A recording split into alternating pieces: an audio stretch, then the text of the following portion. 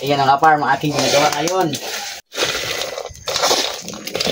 Ganito magpasis ng tsokolate yung farm. Ganyan. Atin isang isanlag para ipagiling. Ito ang buto ng kakao.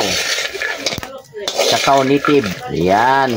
Ito ang aming gawin sa bundok kapag maggawa kami ng tsokolate or chocolate kakao.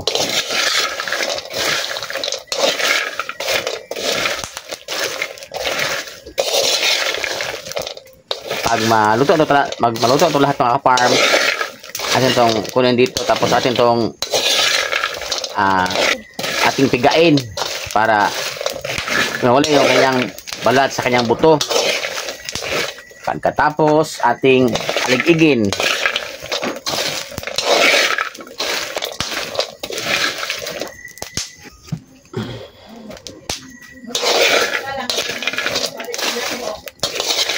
Yan, pag ganyan bumutok mga farm ay ano na yon, luto na yon. Medyo marit na siya maluto pag bumutok na siya. Ganyan, oh.